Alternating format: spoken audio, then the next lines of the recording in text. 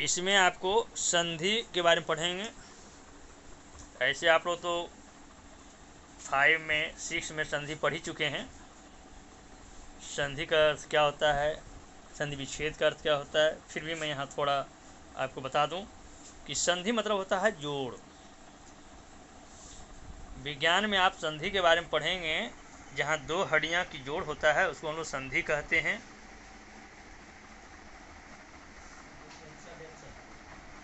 विज्ञान की भाषा में, लेकिन यहाँ व्याकरण की भाषा में हम लोग पढ़ेंगे कि संधि मतलब होता है दो वर्णों का योग यानी जोड़।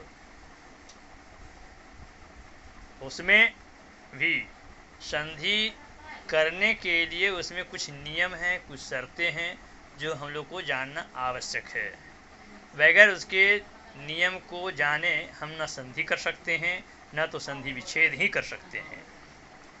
इसलिए सबसे प्रारंभ में हम लोग संधि पढ़ेंगे। संधि कहते किसे हैं? दो ध्वनियों या वर्णों के मेल से उनके मूल रूप में जो विकार, अर्थात विकार का मतलब ही होता है रूप या बनावट में जो परिवर्तन होता है, उसे हम संधि कहते हैं। संधि में जो होता है वह आपको यहाँ एक उदाहरण दिए हैं, लेकिन किताब में आप देख लेंगे, किताब में बहुत से हैं। एक उदाहरण दिए हैं, देव जोड़ आलय। देव, कोई भी शब्द बोलिए उसमें स्वर जरूर छुपे रहते हैं व्यंजन में, खास कर व्यंजन में।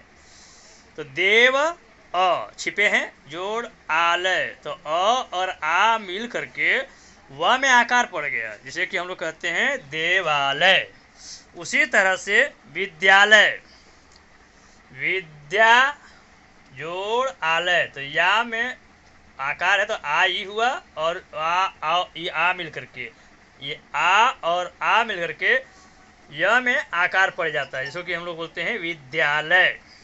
उसी तरह से परमात्मा, परम जोड़ आत्मा, परम अ और जोड़ आत्मा, अ और आ मिलकर के म में आकार हो जाता है परमात्मा। उसी तरह से होता है न्यायालय, न्याय जोड़ आलय, न्याय, य में अ छिपे हुए हैं, अ और आ मिलकर हो जाते हैं य में आकार, न्यायालय। संधि विच्छेद, संधि विच्छेद का मतलब होता है जो किए हुए शब्द हैं, वर्ण हैं, उनको तोड़ना है, उनको अलग अलग करना है। परिभाषातः रूप में दो शब्दों या वर्णों के मेल से बने संधि युक्त शब्द को अलग अलग लिखने की प्रक्रिया को या लिखने की कला को हम संधि विच्छेद कहते हैं। जैसे कि विद्यालय एक संधि युक्त शब्द है, अगर उसको तोड़ते हैं यथार्थ संधि विच्छेद करते हैं तो विद्या जोड़ आलय, तो विद्या जोड़ जो आलय है वही है संधि विच्छेद शब्द।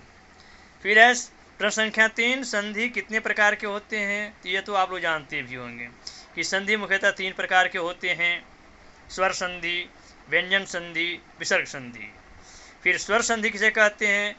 तो छोटा रूप में आप लोग पढ़े होंगे कि स्वरों के मेल से जो उसमें विकार उत्पन्न होता है उसे स्वर संधि कहते हैं, लेकिन थोड़ा उसमें हम चेंज किए हैं, थोड़ा सा परिवर्तन किए हैं, अपना